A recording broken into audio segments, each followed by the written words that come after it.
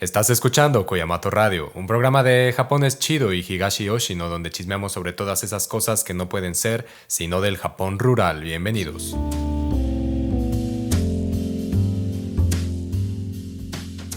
この番組はご覧のスポンサーの提供でお送りします。 Las historias de Tono hablan fríamente sobre la muerte, la cual, dijo Mishima Yukio, aparece como un lugar de origen de lo japonés y por eso, en la esencia de lo nacional, el hedor de los cuerpos permanece flotando. No es casualidad que Mishima haya escrito sobre el Tono Monogatari a unos meses de su evisceración, en la que tajó su cuerpo y luego fue decapitado. Historias violentas son las que figuran en lo remoto del archipiélago, en las montañas de Tono, que también podrían ser las montañas de Yoshino, o los entrecejos de cualquier pueblo que esté desvaneciéndose en los márgenes de la civilización. Un acto de pérdida y recuperación permanente, porque para descubrir algo hay que perderlo primero, y eso lo sabía muy bien Mishima Yukio. Programón sobre el Tono Monogatari. Pero antes del programón sobre el Tono Monogatari, un agradecimiento perpetuo al patrocinador de este chismecito, a la mítica Lindavista, alta cervecería de la CDMX y su chiquihuite, el caguamón de batalla. Caguamón de batalla, se rumora siempre que Dios le da a sus guerreros más fuertes sus batallas más difíciles, una cosa así. Yo creo que les debería dar un caguamón, chiquihuite. Si fuera un Kawamon, entonces cualquiera se enlista esas batallas, ¿no? Pero Kawamon. El buen Isaac, que es el cabecilla de este emporio cervecero, tuvo un paso por Osaka, un tránsito, bueno, por todo el archipiélago, es verdad, en bici, lo cual estuvo muy cabrón, Yo acá tenía ya mi chiquihuite preparado. Saludcilla. Excelente, Excelente cervezco. Emporio cervezquero. Y vino el Isaac. Acá estuvo por el archipiélago. Tuvo un paso, un tránsito en bicicleta de este a oeste, o de oeste a este más bien. O bueno, ya según me platicó su mapa, más que cuestionado, era un vaivén en bici, sin duda. Y entonces nos vimos en Osaka, estuvimos echando cervezquito y, la neta, camarada para el cervezco. Uno de esos sujetos con los que puedes platicar por horas y horas y horas y horas y cervezcos y, puro buen chisme. La neta estuvo bien chido. Digamos que acá en el archipiélago había un evento programado acá en la 7 veces heroica Nara. Había un evento programado y el chiquihuite hizo su presencia heroica también aquí. Entonces se volvió patrocinador de este episodio y pues un agradecimiento perpetuo a Lindavista, que además tiene su asidero del cervezquito ahí en la colonia San Rafael, en la Manuel María Contreras. Usted puede buscar en sus redes sociales _Lindavista. Además se rifó con este lujo de playera de la mítica cervecería Lindavista. Está bien chida. Y tienen un montón de mercancía y de cosas, de sorpresas. Además, si van en bicicleta, hay actos benévolos para usted. Entonces, nada, búsquelos ahí, Lindavista, en redes sociales y vaya por su cervezquito, vaya por su chiquihuite. ¿Alguien ha leído el Tono Monogatari? ¿Alguien le suena el Tono Monogatari? ¿Alguien ha tenido la oportunidad de estar en Tono, en el pueblo de Tono? ¿O ha pasado por la prefectura de Iwate? O tiene una especie de criatura fantástica favorita. Por ahí les preguntamos en la cuenta de Instagram del chisme de Japones Chido y nos respondieron varias cosas. Y una que apareció, digamos que de manera repetida, fue la de Lafcadio Hearn, ¿no? La figura de Lafcadio Hearn, que al final fue probablemente uno de esos escritores que más prolíficamente, o al menos de una forma más exitosa, escribió sobre el horror japonés en un periodo todavía moderno, digamos, ¿no? En el sentido en el que apenas iba entrando este periodo de modernidad. Sin embargo, pues hay mucho chisme durante ya el periodo Edo, donde se trabajaba el horror y demás, pero en este episodio veremos un poco las variantes de ello, o sea, es decir, no es lo mismo. Y nadie mencionó como tal el tono Monogatari, lo cual me pareció interesante, porque el tono Monogatari es probablemente la piedra angular, ¿no?, de todo este mundo fantasmagórico. Al menos, cuando intentamos sostenerlo o darle una especie de asidero en el mundo racional. Entonces, me parece muy loco que no haya salido. Pero el tono Monogatari es un lujazo. Si usted ha tenido la oportunidad de leer el tono Monogatari, entonces sabrá lo que estamos hablando. Pero si no, no hay pedo, porque aquí tenemos un buen chisme. Voy a comenzar leyéndoles un breve chismecito del tono Monogatari. El tono Monogatari, ya lo veremos, está dividido en demasiados episodios. Cada episodio es una historia, pero no hay cuestión. Y eso a mí me parece fenomenal. Entonces les voy a leer una breve historia que viene ahí, una de las tantas que vienen ahí, y veremos qué pasa. Janosuke volvió en otra ocasión a las montañas para recoger setas y se construyó una pequeña cabaña para hacer noche ahí. Cuando ya era muy tarde, tuvo la impresión de que se oía en la distancia el alarido de una mujer y su corazón empezó a latir con fuerza. Al regresar a su aldea, descubrió que el mismo instante en que le pareció oír aquel grito en la noche, su hermana menor había sido asesinada por el hijo de ésta. La hermana menor tenía solo un hijo y vivía con él. Cuando las relaciones entre ella y su nuera empeoraban, su nuera regresaba a veces al pueblo de sus padres y durante un tiempo no regresaba. Una vez, a la hora del mediodía, la nuera se encontraba durmiendo cuando, de pronto, el hijo habló diciendo: «No puedo permitir que mi madre siga viviendo. La mataré hoy». Agarró entonces una hoz utilizada para cegar la hierba y comenzó a afilarla. Viendo que iba en serio, su madre intentó razonar con él, excusándose, pero no quiso escucharla. La nuera se despertó, y entre lágrimas le rogó incesantemente, pero no dio su brazo a torcer. En ese momento, se percató de que su madre estaba a punto de escapar, por lo que cerró la puerta principal así como la trasera. Al decir ella que necesitaba ir al baño, salió entonces el hijo y, regresando con un orinal, le dijo: «Hazlo aquí». Al llegar la noche, ella intuyó que su fin estaba cerca y se acurrucó junto al fogón, llorando desconsoladamente. Su hijo se aproximó a ella con la hoz bien afilada en la mano. La dirigió en primer lugar a su hombro izquierdo, pero la punta chocó contra el fogón y no pudo hacerle un corte demasiado profundo. Fue precisamente entonces cuando Janosuke, allá en lo más hondo de las montañas, le llegó el grito de su madre. En el segundo ataque, le hirió el hombro derecho y la gente del pueblo acudió asustada. Mientras ella se retorcía de dolor, sujetaron al hijo y llamaron a la policía entregándoselo. En aquella época, la policía aún llevaba porras. Cuando la madre vio que los guardias se llevaban a su hijo en medio de una hemorragia de sangre, dijo: «Muero sin odio. Ruego que perdonen a mi hijo, Magoshiro». Todos quienes la escuchaban estaban profundamente conmovidos. Mientras se lo llevaban, de nuevo Magoshiro se apoderó de la azada, persiguiendo a la policía. Como se le consideró loco, lo dejaron libre y volvió a casa. Vive todavía en el pueblo.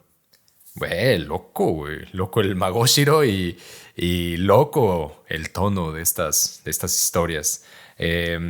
Las historias de tono fueron publicadas por el mítico Yanagita Kunio en 1910, a partir de narraciones y de otras historias que Sasaki Kizen, un estudiante de literatura en la Gran Tokio, le contó y tradujo sobre su pueblo, Tono, ubicado allá en la prefectura de Iwate, al noreste del archipiélago. Estas historias se tratan de relatos orales que Yanagita escribió tal cual se los contó Sasaki, y no es coincidencia que hayan sido escritas a final del periodo Meiji, aquel tiempo enmarcado por la construcción del Estado-nación japonés y su pasado inmemorial. Estos relatos orales son la contradicción inherente al acto moderno, la irrupción entre ciencia y literatura a partir de la escritura de historias transmitidas de manera oral sobre acontecimientos fantásticos, violentos y brutales en un Japón rural figurado, a partir de entonces, como remoto. Por supuesto, remoto, y es algo que le daremos un espacio al final, remoto siempre es de acuerdo a quién, ¿no? De acuerdo a qué o a dónde se localiza lo remoto. Por supuesto, aquí podemos intuir que a partir desde la visión central, ¿no? A partir de este estado que se está construyendo, pues ese lugar es remoto, ¿no? Remoto para su proyecto. Los estudios etnológicos resultan del desvanecimiento del objeto, del territorio, la comunidad, la voz de las personas originarias, la tradición, el lenguaje, sus memorias. Todo esto necesita desaparecer primero para después volver de forma fantasmal, como lo hacen las historias sobre Tono. Los espacios rurales son pasado para la modernidad, lo anterior y lo contrario a esta. Por eso no tienen cabida en su proyecto civilizatorio, a menos, claro, que desaparezcan y puedan volver en forma de fichas, o de cultura nacional, o identidad, o tradición. El libro de Yanagita fue reeditado en la década de 1960, y en ese sentido, no me parece coincidencia que Mishima eligiera hablar del Tono Monogatari a 6 meses de su muerte, en 1970. La polémica en torno a Yukio no sucede exclusivamente a partir de sus textos llenos de erotismo y una suerte de vocación nacionalista en la muerte voluntaria, sino que sucede a partir de su suicidio en 1970. Ahí, recordemos, grita desde el balcón del cuartel de Ichigaya la necesidad de recuperar y restituir el espíritu de la cultura japonesa que se ha perdido. Pues ahora, decía el buen Mishima, es un fantasma que deambula y flota sobre las estructuras de un Japón que él mismo repudiaba. Algo que diría la gran Ida se manifiesta de forma violenta en el cuerpo. Ahora, que mi cuate Yukio acudiera al Tono Monogatari fue síntoma de que el Japón de posguerra es su proyecto de modernidad, así como el territorio ocupado a perpetuidad por los Estados Unidos y la implantación de un sistema de blanquitud y raciocinio occidental, había provocado el desvanecimiento de un Japón auténtico, esto entrecomillado, que flotaba como un fantasma y ahora necesitaba ser descubierto. Es muy común, salud, es muy común que claro, que cuando se habla de Mishima, varía mucho, ¿no? Dependiendo si se hace aquí en lo rural, si se hace en la ciudad, en la universidad, en un grupo de investigación, en tu casa, o sea, va cambiando, ¿no? Porque hay muchas personas que es como de, pues nunca lo he leído, pero es raro quien no conozca a Mishima Yukio, ¿no? Hasta la fecha no me ha pasado alguien que diga, ni idea, güey, ¿qué hizo ese güey? No, es como, ese güey, sí, nunca lo he leído y sí y me parece alguien muy lejano, pero sé lo que hizo, güey, el otoño pasado. Ahora, volviendo al periodo Meiji, estaba en el interés de la conformación del Estado-Nación, el poder militar y desarrollo tecnológico e institucional, pero se trató también de un tiempo clave para la teorización estética, formación literaria y otras formas de reproducción y representación. Además, se importó una manera de pensar. La consideración civilizatoria del tiempo y la perspectiva no sucedieron así nada más. Tampoco la militarización. Diría un cuate que fue como si Descartes e Ibsen se volvieran invitados de honor en el archipiélago de Meiji para atestiguar el vuelco de la constelación semiótica del Japón. El Tono se escribió en este tiempo, cuando las prácticas y creencias regionales se vieron amenazadas por la ideología de Estado. Civilización e ilustración, Bunmei Kaika, decía la política central en el intento de alfabetizar y racionalizar a toda la bandita irracional del Japón que todavía soñaba con otra lógica. Una forma de hacer esto fue la educación primaria y el servicio militar obligatorio, pilares de todo cuerpo nacional y político. A esto hay que sumar la construcción de infraestructura ferrocarrilera en todo el país y las nuevas formas de comunicación que acortaron la brecha entre el este y el oeste, pero sobre todo entre Tokio y los lugares precisamente más remotos para la capital. La migración del campo a la ciudad, aunque fenómeno permanente desde el comienzo de Meiji, se intensificó tras la guerra ruso-japonesa en 1904 y 5, por las condiciones económicas que abrían su brecha cada vez más entre el campo y la ciudad. Esta diáspora campesina alarmó a las huestes centrales de la civilización, quienes pusieron los esfuerzos a finales del periodo Meiji y principio del Taisho en lo que la gran Carol Gluck llamó el mito agrario. Decía Carol, confrontados con una modernidad que sacudía cada vez con más fuerza las fundaciones sociales de la nación, los ideólogos del periodo Meiji voltearon a los principios del pasado, las comunidades rurales, la familia, la armonía social y las costumbres comunitarias para rehabilitar a la sociedad desquebrajada por el encuentro violento que resultó la modernización en su sentido tecnológico, con los cambios en la ciudad, en la producción y en la convivencia con la naturaleza, pero también a nivel educativo, con la homologación del lenguaje y la reformulación de la tierra que comenzaba a ser capital, por ejemplo. Los ideólogos de Meiji estaban ocupados pensando cómo estabilizar la estructura agrícola y campesina de los vértices de la destrucción, y la respuesta casi natural a su tiempo fue institucionalizar las costumbres a través de organismos de regulación comunitaria. Síntoma de esto fue la conformación de la sociedad etnológica, que después cambió su nombre a la Sociedad Tecnológica de Tokio, ¿no? Hay que hacer ahí hincapié, o sea, ¿de dónde? ¿No? Porque pues, es claro que se habla desde el centro, la cual comenzó a publicar reportes sobre el comportamiento y las formas de vida en las zonas rurales. Ejemplos fueron publicaciones entre 1889 y 1916 sobre palabras tabú de otras regiones y estudios sobre grupos sociales como principios de organización comunitaria y creencias de las personas de Okinawa, que no dejan de ser una de esas grandes otredades del archipiélago. En este ambiente de invariable desvanecimiento e intento de recuperación, el tono Monogatari fue presentado por Yanagita como una transcripción sin intermediarios que despiertan lo más inhóspito de la vida rural. La degradación y pobreza que la novela naturalista del periodo Meiji intentaba narrar, según el mismo Yanagita, pero sin éxito. El tono presenta asesinatos, como el que leímos, incesto, nacimientos grotescos, hambruna, apariciones, todo presentado como algo común y corriente dentro de la miseria acontecida en lo rural y las sombras del progreso. Pero por eso mismo es el asidero de fantasmas, apariciones en la montaña, deidades y monstruos, el lugar donde acontece lo irracional y lo fantástico. Yanagita Kunio, sin embargo, distinguió las creencias ancestrales y populares de Japón del sintoísmo o del budismo que, desde la política y la historia, los poderes totémicos del Estado se intentaban inculcar a la población. Para él, las familias reverenciaban a los antepasados, quienes al morir protegían a los descendientes de su familia y a la comunidad. Por lo tanto, se volvían ujigami. En agradecimiento por la protección, familiares y la banda campesina hacían rituales en momentos específicos del año, sobre todo en esos días relacionados con la cosecha, las estaciones o la relación permanente con el agua y la montaña. Decía Yanagita que los ujigami eran más antiguos que el budismo o el shinto, pero la idea de los ujigami ya se había mezclado con el shinto y el budismo, y entonces era difícil dilucidar o poner límites entre uno y otro. Para él, ahí residía la clave para construir la homogeneidad puesta en el culto religioso y topográfico que vinculara su existencia con la montaña.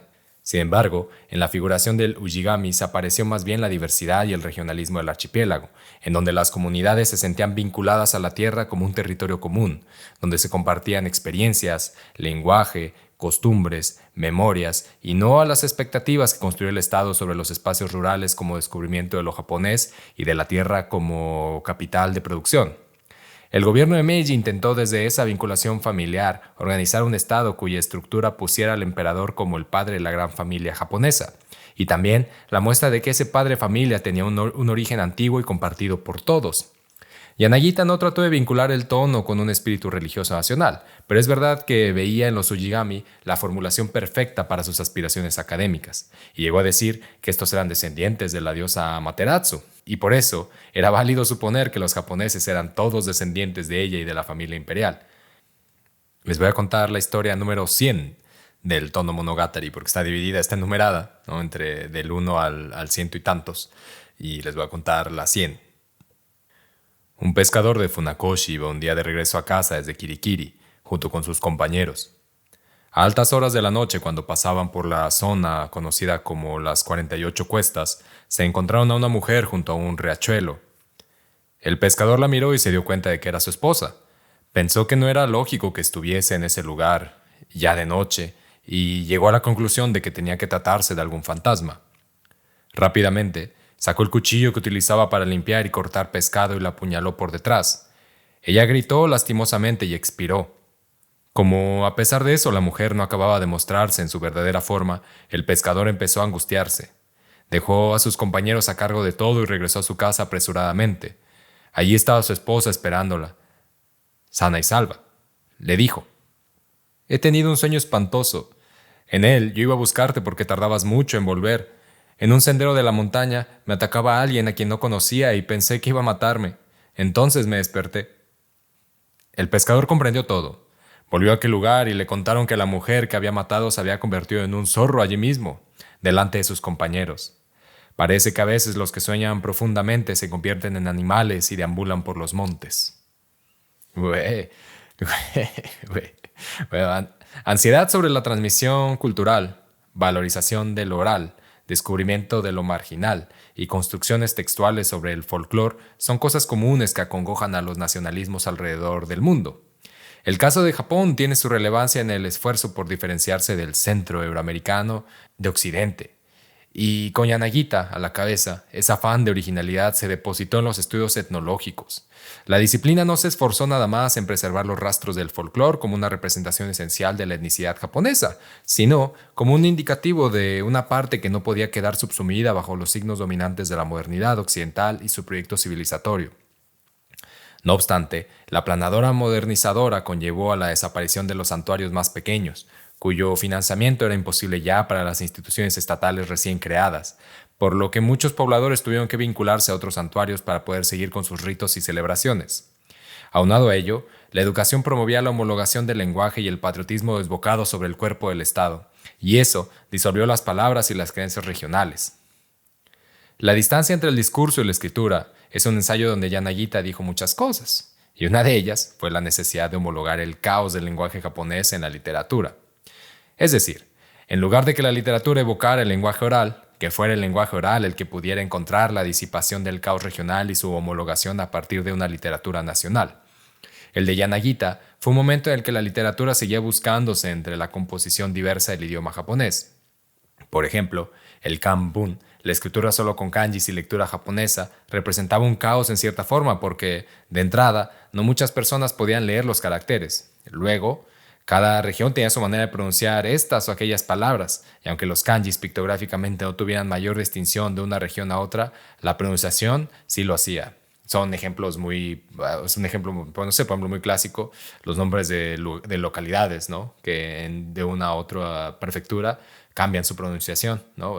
Aquí cerquita, por ejemplo, de Higashi Yoshino, hay un lugar que se llama Gose, pero en Kioto, escrito con unos caracteres, se llama Gosho, ¿no? Entonces, digamos que esto pues está ahí, ¿no? Es algo común que hasta la fecha sigue aconteciendo. Sin embargo, para Yanagita, la problemática central era cómo narrar lo invisible.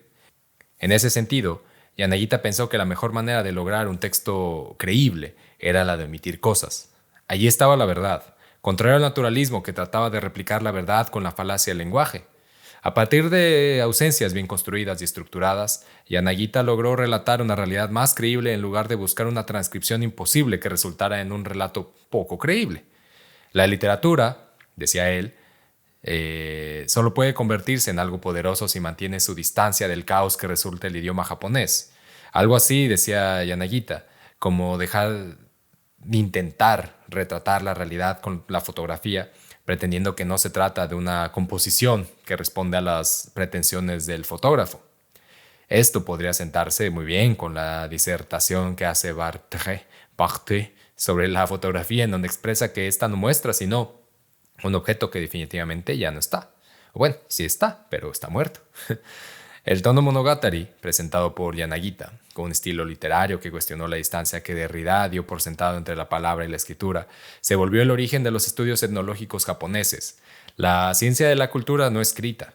Por ende, uno de los campos de estudio del buen Yanagita fueron las apariciones fantasmales, lo que la chaviza del chisme probablemente reconoce como la banda yokai, ¿no? Los güeyes que aparecen de azul en las películas. Eso lo dijo el buen Isaac, según yo, de Linda Vista, de la cervecería de Linda Vista, patrocinador de este chisme, que justamente, ¿no? Que la banda que aparecía, o sea, que la banda muerta siempre aparecía azul por ahí, ¿no? Así, pues, ahí puesta. Para el contemporáneo de Yanagita, Inoue Enryo, por ejemplo, los aparecidos y fantasmas de Japón eran una de esas cosas que no dejaban al país ponerse al tono de Occidente. Por lo tanto, se trataban de una debilidad. Para Yanagita, por el contrario, esta era una característica más del pasado de Japón. Ahí se resguardaban los miedos y aspiraciones de su tiempo y podía dilucidarse el temor al porvenir. Una afronta ilógica e irracional a los ojos de los poderes coloniales. Yanagita estaba interesado en el mundo oculto de los ancestros, de los monstruos, de lo invisible, de la muerte. Para él, mundo oculto refiere a un espacio articulado en la práctica campesina durante el periodo Meiji, la marginalización de la civilización e ilustración del periodo, lo rural, lo no escrito, lo desvaneciente. Estos relatos no son narrativas ficticias como piensa Yanagita, son las historias de fantasma del periodo Tokugawa o los relatos medievales, porque estos se tratan de relatos actuales, vigentes, vivos. ¿No? En eso ahí se distingue lo que les decía en el sentido de que Lafcadio Hearn es de estas plumas de estas personas que empieza a desarrollar un espectro literario dentro de un mundo fantasmagórico que no es que fuera nuevo, no es que es de, no, estaba esto y de repente ya sabemos que hay fantasmas, güey. Es como el mundo oculto como tal ha estado ahí. Es la perspectiva, ¿no? Es esta especie de inversión en el que uno ya también construye, ¿no? Ese imaginario y se vuelve parte de algo más, en este caso parte de algo remoto, ¿no? Algo que antes no era necesariamente remoto, no se le consideraba así al espacio rural. Entonces es ahí que tiene, digamos, que tiene su poder, ¿no? Y que tiene su relevancia. Y así lo manifiesta Yanagita también, ¿no? Yanagita lo escribe en el prólogo. Él está transmitiendo los relatos tal cual los escuchó de Sasaki y de los pobladores de Tono, sin añadir ni una palabra o frase, según él. En la configuración del tono y articulación del mundo espectral, o su desarticulación, según se le mire, Yanagita puso dos diferentes fundamentos en el mundo oculto: Obake o yokai y la de Yure. Los Yure eligen en dónde y a quién se le manifiestan, y asimismo pueden atormentar al sujeto de su interés en cualquier momento. Estas criaturas fantasmales están vinculadas a la venganza, y es el caso de aquellas aspiraciones femeninas que regresan a castigar a quien antaño los trató mal. Y Kirio, que se escribe con el carácter de vida y de fantasma, que es algo así como un fantasma viviente, por ejemplo, es un caso bastante popular en las historias troncales del mundo fantasmal japonés. Eso, por ejemplo, es probablemente su momento más lúcido o más al que nos podemos remitir con más elocuencia. Es al del Genji Monogatari con la Lady Rokuyo. Y esto es una cita del gran Antonio Míguez, que es profesor de allá de la Universidad de Córdoba, la alma mater, que es especialista en todo este pedo. Profesor mío, toda la vida, de aquí, güey, toda la vida. El caso es que él presenta, ¿no?, esta idea del Ikirio. Y lo hace de una forma muy interesante porque a partir de ahí él encuentra una raíz, una base troncal precisamente para el desarrollo de la industria del cine de horror japonés, ¿no? Una de las tantas figuras es esta, la del Ikirio. Entonces él escribe: el caso de Rokuyo es especial porque soportó un fuerte desequilibrio entre su hone y tatemae. El hone atañe a todo el conjunto de sentimientos y anhelos perseguidos por alguien según la compleja cultura japonesa. La princesa de la Sexta Avenida ansiaba el amor de Genji por encima de todas las cosas, y una vez por perdido, proyectó la venganza como método para paliar sus angustiosos celos. Por el contrario, su tatemae, literalmente superficie o imagen proyectada en público, había ser intachable dada su pertenencia al tercer rango. Así, las pasiones y la apariencia pública iban por separado hasta un límite incomprensible para la mentalidad occidental. Y debido a esta descompensada confrontación, junto al hecho de que el ímpetu y los celos fuesen un pecado central para el budismo, nació el Ikirio, en el seno de Rokuyo, una fuerza esencialmente maligna, escindida del cuerpo en forma de fantasma o espíritu, salvo con la particularidad de que surgió de alguien muerto en vida. Esto está muy loco porque obviamente la figura de Lady Rokuyo, no sé si acá entre la banda escucha quien haya leído el Genji Monogatari. Ahora creo que hay muchas versiones del Genji Monogatari, incluso hay películas del Genji Monogatari, hay series de anime del Genji Monogatari y hay, digamos que mucho material en torno al Genji Monogatari, y me parece algo muy bueno de hacer, es algo muy provechoso, no sé si bueno, que es bueno, que es malo, algo que estaría en el entre, que diría Nietzsche, ¿no? Ahí hay mucho de cómo se da, ¿no?, tantas cosas que hoy consideramos como japonés, ¿no?, japonesas. Y dentro de esta figuración hay lo he comentado en algún episodio del Patreon, al que se puede suscribir desde www.patreon.com/japonés chido. Ahí en un episodio del Patreon hice ese comentario donde está esta escena donde el Genji va con esta otra muchacha cuyo nombre ahora he olvidado, no acuerdo si se llama Yugao, me acuerdo, pero bueno, va con esta otra muchacha, van a una casa precisamente tomada por la naturaleza, los elementos de la naturaleza, que de acuerdo a los estatutos de este mundo oculto, un edificio tomado por la naturaleza es un claro indicio de que ahí habita lo supernatural, ¿no? El otro mundo, que ahí es el asidero del otro mundo. Entonces van a esta habitación, y digamos que de súbita manera se aparece esta figura de Liquirio, que no es sino Rokuyo, que se lamenta, ¿no? Con gran dolor y recelo de no ser ella quien esté ahí con Genji. Y se aparece y la muchacha queda muerta, ¿no? O sea, queda así, pum, o sea, ida de este mundo. Y entonces, alarmado por eso, Genji manda a sus guardias a tocar los arcos eh, para alejar los malos espíritus. Él se da cuenta de eso. Y entonces ahí pasamos a otro lugar donde el arco pues, obviamente era más un elemento exorcizante y no un elemento, no un arma para asesinar como lo fue la espada, ¿no? Para quitar la vida, la propia y la del contrincante. Entonces, digamos que bueno, eso un poquillo más ahí en Patreon, pero digamos que eso es parte de algo más grande. Pero ese me parece un gran ejemplo para situar al Yure. La otra figura, que decía Yanagita, o Bake o Yokai, son espíritus que están en lugares concretos y se manifiestan frente a cualquiera que esté ahí. Son, según Komatsu Katsuhiro, objetos cotidianos. Sombrillas, teteras, llamas descontroladas, vigas, farolas o animales, ogros, niños traviesos, kappa, tengu, etc. Estas criaturas están asociadas con la venganza y la posesión espiritual, pues son seres que han perdido su función o identidad original y por eso han dejado de tener un papel en la familia o la comunidad. Yanagita dice que cuando las deidades antiguas dejaron de ser importantes para la comunidad, al quedar desplazadas por deidades recientes o de distinto origen, cayeron en desgracia y se convirtieron en yokai. Decía Yanagita que en principio causan espanto y respeto, pero conforme este atropello modernizador avanzó, con precaución y miedo, pero la gente empezó a arriesgarse a pasar donde habitaban estos yokai. Quienes avanzan con precaución y miedo no fue la modernidad, es la gente, ¿no? La gente que iba con precaución y miedo a estos lugares donde antes sabía que habitaban los yokai. Cuando, dice Yanagita, anterior a la modernidad, la gente verdaderamente evitaba esto, ¿no? Había gran cantidad de respeto. Sin embargo, reflexionó Yanagita, estamos llegando al punto en el que la banda ya no cree en ellos y entonces yo creo que simplemente desaparecerán. No es muy diferente a eso que decía mi cuate San Yuencho III con respecto a la desaparición de los fantasmas y aparecidos conforme el racionalismo occidental domina sobre las posibilidades del otro mundo.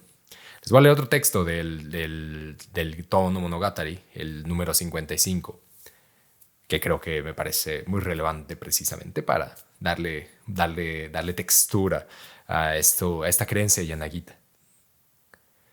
Muchos kappa habitan en los ríos.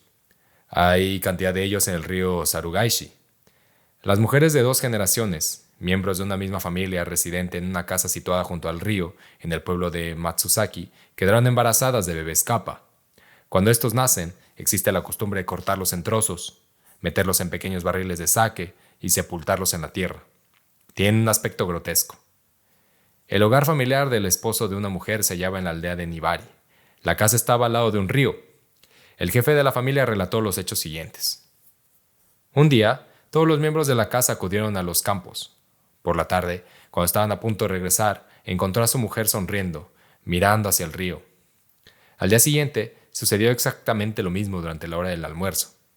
Siguió ocurriendo día tras día, hasta que corrió el rumor de que alguien del pueblo visitaba a la mujer durante la noche. Al principio, esto solamente ocurría cuando el esposo estaba afuera, conduciendo los caballos de carga hacia la costa. Finalmente, las visitas se producían incluso cuando ella se encontraba acostada junto a su esposo. Por tanto, con el tiempo se tuvo la certeza de que el visitante tenía que ser un kappa, por lo que todos los parientes se juntaron con el fin de protegerla, pero esto falló. La suegra de la mujer acudió también y durmió junto a esta, y entrada la noche, oyó reír a su nuera y comprendió que el visitante había llegado, pero le fue totalmente imposible moverse. No se pudo hacer nada. Tuvo muchas dificultades para dar a luz. Y para facilitar el parto, alguien sugirió llenar de agua el recipiente donde se daba a comer a los caballos y ponerla a ella encima. Lo hicieron y fue bien. El bebé tenía las manos con los dedos unidos por una membrana. Se dice que la madre de esta mujer también había dado luz a un bebé kappa. Algunos opinan que una situación así es cuestión del destino y no está restringido a 2 o 3 generaciones. Esta familia estaba bien situada y tenía un apellido antiguo e ilustre. Varios de sus miembros habían ocupado cargos importantes en la asamblea del pueblo. Ahí está, la desventura de los kappa, que por cierto, no sé si ustedes han leído este textazo del buen Akutagawa que se llama Los Kappa. Un gran texto que recomiendo a perpetuidad, ¿no? Hoy también, mañana también, al rato también, en este momento, siempre, perpetuamente. No debe confundirse la publicación de Yanagita Kunio con el de los hermanos Grimm y aquellas historias que Occidente ha tratado de volver la universalidad literaria de lo fantástico, porque las historias del tono no tienen un desarrollo narrativo donde se genera una problemática y se concluya con la finalidad moral de los relatos fantásticos que tradicionalmente ha introducido Occidente. Los del tono son relatos que golpean con su imprevisto fantasmagórico, diría Mishima, la presencia y la ausencia. Podría situarse en lo unheimlich o lo uncanny, eso misterioso que resulta aterrador y terriblemente familiar. Lo uncanny, y digo uncanny porque uncanny o unheimlich tiene una especie de, tiene una membrana, ¿no? Tiene un algo que tal vez Derrida debió haber hecho un texto que se llamaba justamente Carta a mi amigo mexicano, donde hablara sobre la imposibilidad de traducir un Heimlich al español, ¿no? De una manera, o la posibilidad, más bien, no la imposibilidad, sino que poniendo en cuenta, ¿no? Poniendo ahí como de tal vez hay que inventar una palabra más bonita que diga esto y otra cosa. Entonces, lo uncanny, digamos, regresa fuera de tiempo y lugar para problematizar los límites entre sujeto y objeto, entre lo interior y lo exterior, entre lo que está y lo que no. Fantasmas, dobles, objetos animados, cualquier recuento fantástico que genere esta sacudida en el tiempo. Lo fantasmal tiene esa cualidad. Ya lo decía Hamlet cuando se encuentra con su padre fantasma. El tiempo está de cabeza, güey. Decía ese güey, decía Hamlet. Yanagita quería usar estos relatos como si se tratara de evidenciar que, a pesar del tiempo, a pesar del racionalismo occidental llegado a más, había algo persistentemente japonés en el territorio, una especie de Japón sin tiempo, lo que ya es decir mucho en el esfuerzo de quitarse de encima el principio de las estructuras civilizatorias, el tiempo precisamente. A mí hay un fotógrafo que me late un montón que se llama Kitei Katsuo, que él tal vez es el fotógrafo que de manera más sagaz retrató o compuso fotográficamente el campo, ¿no? Él tiene un libro muy famoso que se llama Murae, hacia el pueblo, donde pasa bastantes años en distintos poblados, espacios rurales del archipiélago y hace digamos que una composición fotográfica muy interesante que permite dar una visión de este proceso de desvanecimiento, ¿no?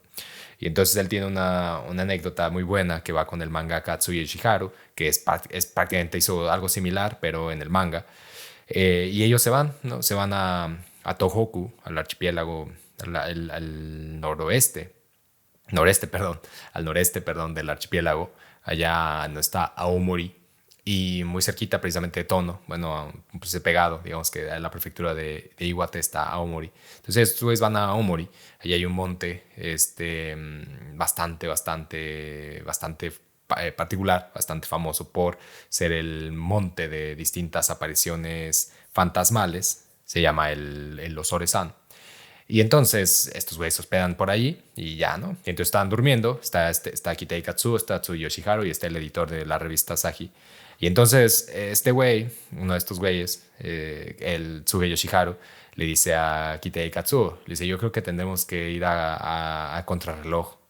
Yo creo que tenemos que ir a contrarreloj porque tenían planeado al día siguiente levantarse y recorrer toda la península de arriba en las manecillas del reloj, ¿no? Entonces se levanta Tsugi y le dice, yo creo que tenemos que ir a contrarreloj.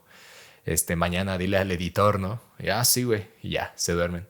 Y hacen eso, terminan yendo a contrarreloj. Lo cual, de alguna u otra manera, eso es un libro, lo pueden ver, hay un libro que publicaron que se llama Nagare Kumotabi, donde van ellos dos. Por ahí dice Kitei Katsuo que Tsuge le cantaba a las cámaras, y entonces traía un montón de cámaras, y que entonces la gente pensaba que Kitei Katsuo era el asistente de Tsuge Yoshiharu, cuando pues, nada que ver, al contrario, ¿no? Entonces estaba muy cagado. Pero bueno, digamos que eso viene a un poco, ¿no? A flote de esta parte de que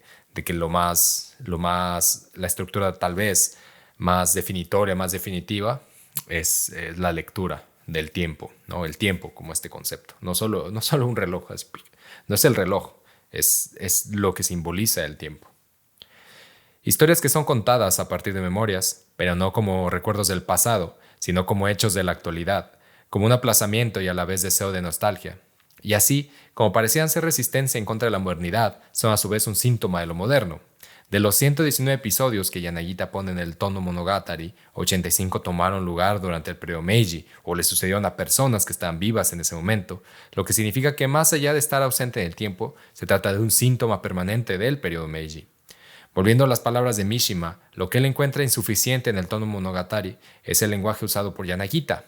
Pues nada parece estar terminado, y no hay lógica del suspenso porque las historias no se conectan la una con la otra, sino que parecen maderos apilados el uno sobre el otro y que juntos prenden una lumbre con la que se despliegan sombras y espectros. Ahora, el fuego que sale de ahí lo hace como chispazos, sino como una lumbre continua. Es decir, las historias tienen vacíos de los que nunca se nos da la clave para completarlos.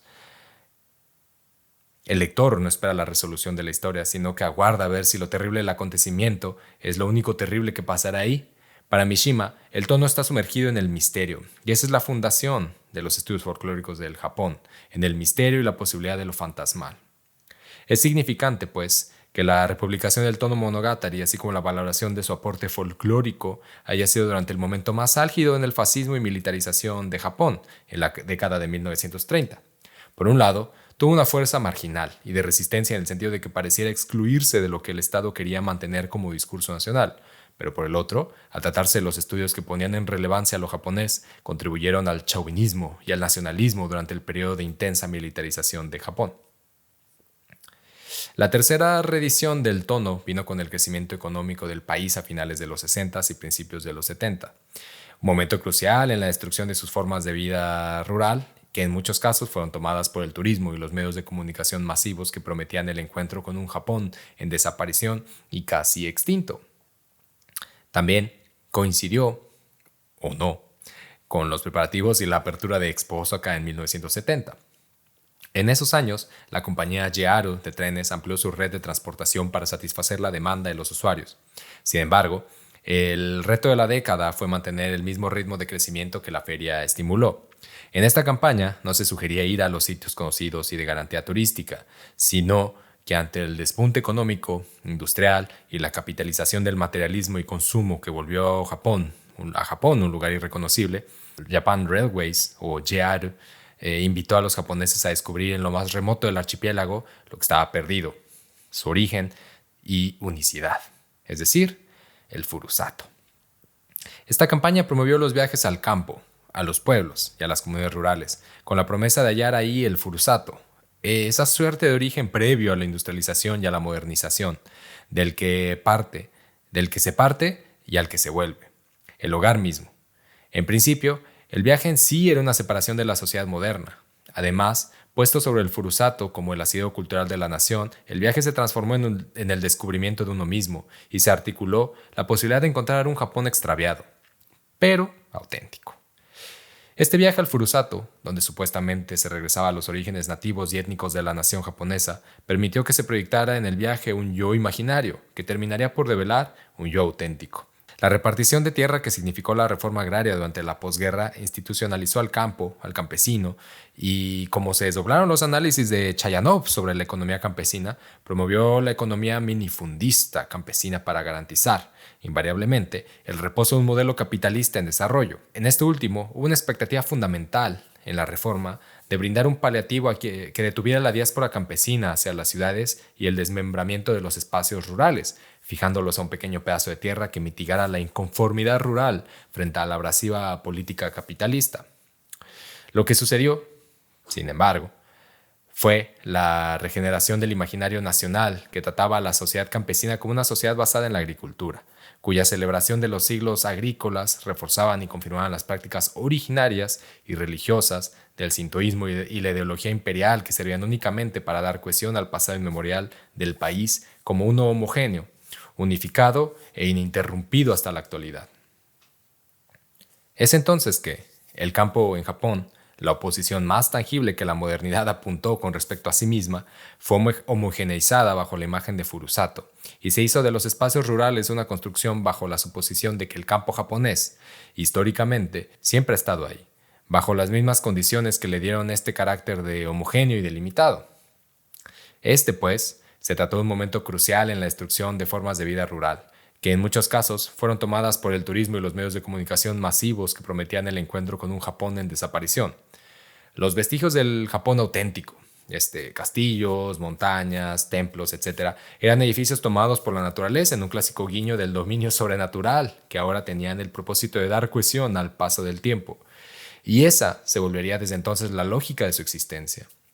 Los visitantes y viajeros, entonces, podían regocijarse de las montañas que tenían entre sus escarpados pequeños campos de arroz, surcos, donde crecía el té, donde había techos de lámina caídos, pozos entre la maleza, molinos movilizados por la corriente de agua, establos con caballos que arrastraban troncos por la montaña y santuarios devorados por la profunda arboleda. Había también gente que hablaba diferente, un dialecto incomprensible para el viajero que le permitía fantasear sobre las posibilidades de estar verdaderamente en otro mundo, uno de fantasmas, ermitaños de la montaña y criaturas fantásticas. Para los extranjeros, esto era un Japón exótico. Para los viajeros domésticos, un regreso a lo japonés. Fue así que el pueblo de Tono, en Iwate, se volvió la capital de los relatos folclóricos, Minwa no Furusato, y casi inmediato se autoproclamó como el Nihon no Furusato, o en otras palabras, el origen de lo japonés. Güey, buen chisme, güey. Güey, el Tono Monogatari es garantía. Tono Monogatari es garantía. A ver, la primera vez que leí el Tono Monogatari fue precisamente yendo a Tono. Es decir, ya había escuchado del Tono Monogatari como un libro que tenía una existencia, ¿no? Pero hace ya 6 años más o menos fui a Tono, no buscando las aventuras de Yanagita y de Sasaki, sino más bien porque ahí en Iwate está la tumba de Minamoto no Yoshitsune, que es una de las figuras que a mí pues más me gusta seguir su trayectoria, ¿no? O al menos llenar los espacios vacíos de su trayectoria con eventualidades creadas, con el poder de la imaginación. El caso es que fui a la tumba. Hay un capítulo también en el Patreon que usted puede enlistarse desde www.patreon.com/japonechido, donde les platico esa ida allá a Iwate en busca de Minamoto no Yoshitsune. Pero el caso es que quedó rastro precisamente de lo que era el Tono Monogatari y quedó esta especie, ¿no? de sensación de que había todavía algo más, ¿no? De que debajo de las películas que obviamente están chidas, probablemente la de Kaidan, mi favorita, el cine de horror japonés, que de la cual viene un chisme también para el Patreon. Hay algo, ¿no? Debe haber algo que construya este mundo, ¿no? Está este güey, por ejemplo, el Mizuki Shigeru, que ha hecho el Gen no Gen, que obviamente es mítico, ¿no? Que ha hecho incluso una interpretación suya del mundo fantasmagórico y fantástico mexicano, lo cual está cabrón porque es como, güey, parece que no hemos hecho una chamba pendiente, ¿no? Que interpretaciones hay muchas, ¿no? Hay muchos Méxicos. Y entonces creo que a mí eso me parece una posibilidad interesantísima, súper chida. O sea, la de poder dar, ¿no? Desdoblar este mundo, pero siempre con el sentido precisamente del que tal vez la gente en Tono sentía sus historias, ¿no? De resistencia, ¿no? De resistencia frente a la movilización temporal del raciocinio occidental y su proyecto civilizatorio, y no como una parte de integración, que es al final la que de alguna u otra manera termina siendo Yanagita, al integrar estas historias dentro del campo de los estudios etnológicos y al paso del tiempo, incluso dentro de la literatura japonesa. El caso es que, claro, estando allá en Tono, estando acá en Higashi Yoshino, me queda la pregunta justamente, ¿no? De güey, o sea, por ejemplo, aquí en Yoshino, ¿qué apariciones hay, ¿no? Y entonces de repente, pues mucha banda es como, pues sí, la de los capas. Y entonces las historias que aparecen ya hoy en día son a veces simplemente sacadas del Tono, ¿no? Reconfiguraciones. Y ya se dieron ahí en el Tono, criaturas que ya se sucedieron ahí, ¿no? Que han sido muy famosas en grabados durante el periodo Tokio y que de repente, sí, estas. Pero, ¿y luego? O sea, ¿qué pasa, no? Con todo eso que yo creo que es la virtud del Tono, con lo que no puede ser escrito, con lo que no puede ser verbalizado, ¿no? Con esas existencias que están ahí flotando de alguna u otra forma. Yo creo que pasa en muchos lugares seguramente.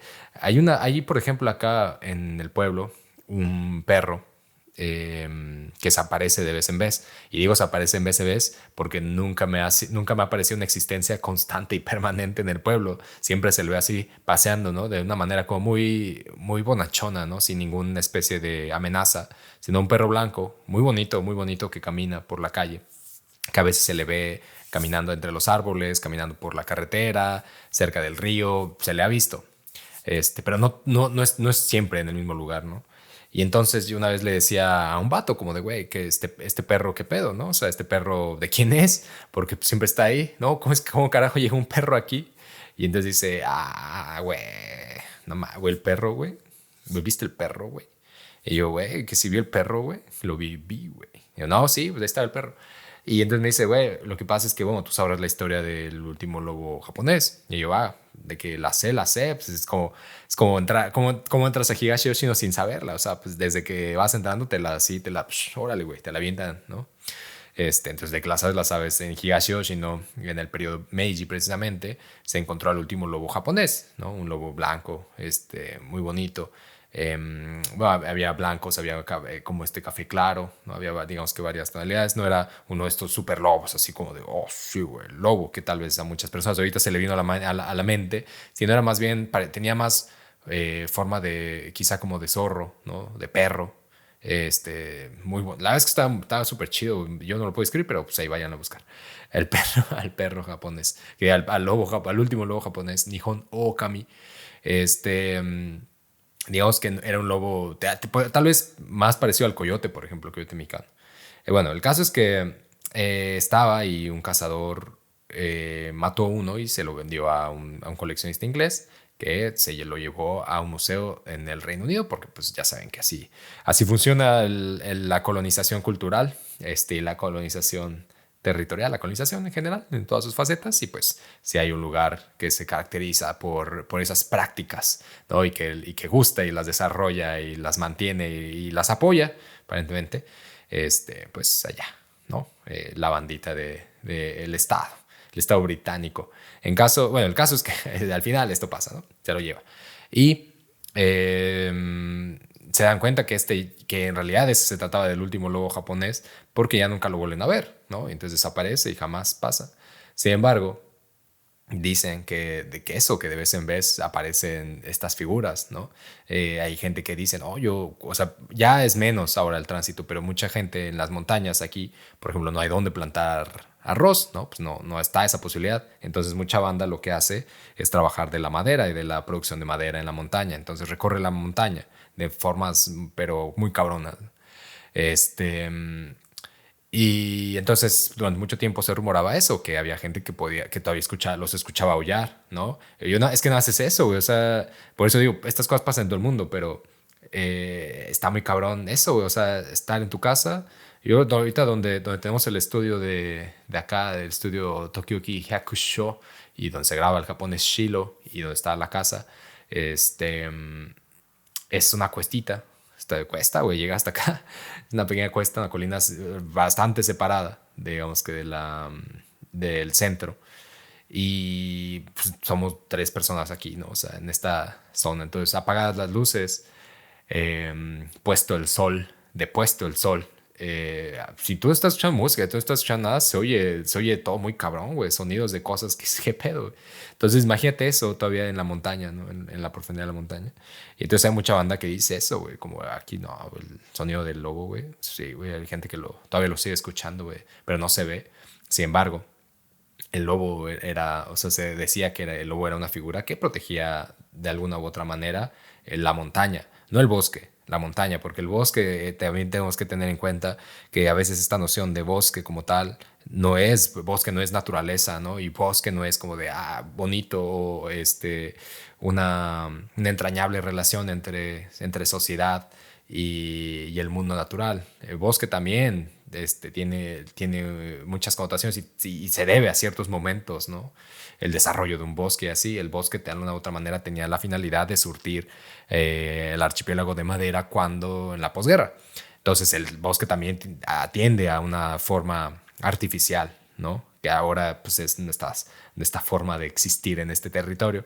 Pero la montaña es otro vínculo, es un vínculo totalmente distinto que el de solamente la idea o plantear el bosque, ¿no? La montaña es una existencia muy poderosa. Hay un episodio de la montaña, pueden ir para allá. Y entonces el lobo era el protector de la montaña, una de estas existencias que se creía tenían la capacidad precisamente de transitar la montaña como el punto en donde confluyen todas las existencias, las de este mundo y las del otro.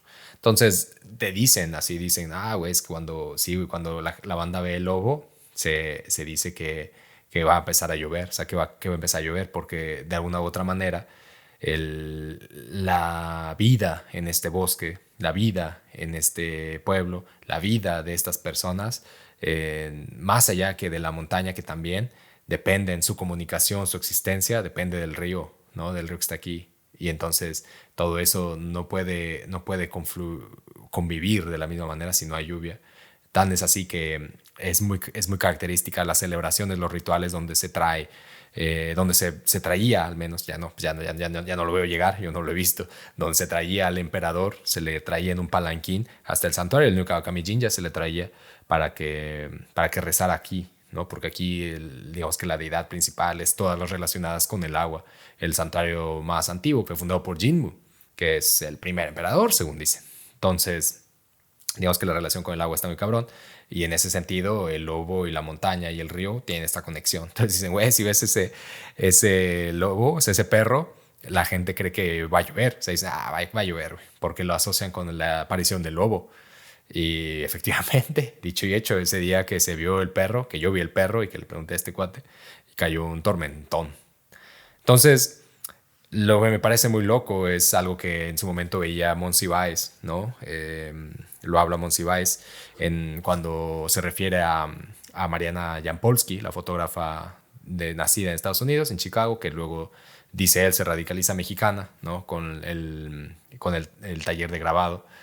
Y lo que él habla, lo que dice Monsiváis, que me parece, es como, Monsiváis, le daría un abrazo. Y compartiría la chiquihuite con Herman Monsiváis. Era esta idea de que normalmente la construcción de realismo mágico se hace desde la sensación de que una cultura profunda puede ser leída a fast track, ¿no? Puede ser leída de forma rápida, ¿no? De forma tan evidente y fantástica que no hay manera de que eso sea parte de lo lógico, de lo racional. Por lo tanto, es mágico, ¿no? Y como convive ahora en estos tiempos con este espectro de realidad, con este tiempo de realidad, entonces pues es realismo mágico. Pero él veía como absurdo eso, ¿no? O sea, ¿cómo es posible que estemos haciendo eso? Decía él. Bueno, no lo decía así, pero digamos que lo da, ¿no? Lo expresa en este texto de Mariana, donde se refiere a Mariana Jampolsky como alguien que pudo, digamos que trascender eso, ¿no? En el caso de Yanagita Kunio, en el caso de Kitei Katsuo, de Tsugi Shiharu, los nombres que aventé, ¿no? de Shigeru, yo creo que tienen esta capacidad, ¿no? De entender que esto no se trata de realismo mágico, que realismo mágico es un término precisamente puesto por este centro que lo ve todo, ¿no? Como su forma de analizar en fast track culturas complejas que no pueden, que no ven eso. Y yo creo que el Tono Monogatari es uno de esos textos, bueno, uno de esos muchos textos, porque son muchos textos los hay agazapados, que precisamente dice Mishima, ese es su poder, ¿no? Ese no decirlo es su poder, porque el hecho de verbalizarlo tiene la pretensión de congelarlo, ¿no? De generar un espacio, de generarle una existencia en esta forma de racionalizar las cosas. Y no es el caso del tono, no es el caso de las pretensiones que tiene el tono Monogatari a la hora de decir lo que dice, ¿no? A la hora de bajar del oral a lo escrito.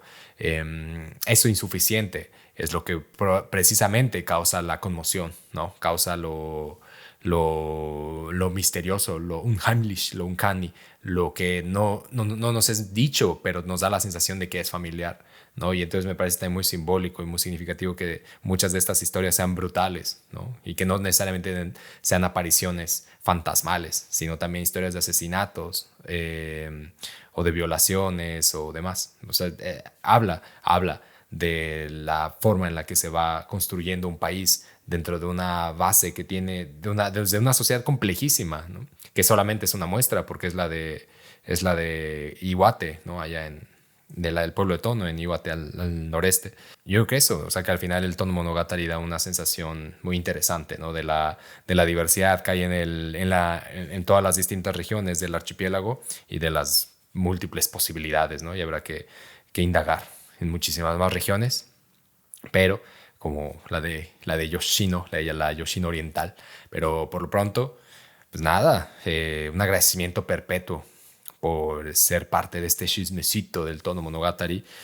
Para la banda que esté interesada en el Patreon, www.patreon.com /Japón es chido. Ahí vamos a seguir leyendo un poco del Tono Monogatari. Hay un par de historias que a mí me causan mucha conmoción. Una sobre un velorio que está muy loca, o esa historia está muy loca. Fue tal vez la historia que más le gustaba a Mishima Yukio. Bueno, no sé si lo expresé, por eso digo tal vez, porque yo no sé nada lo que él exprese.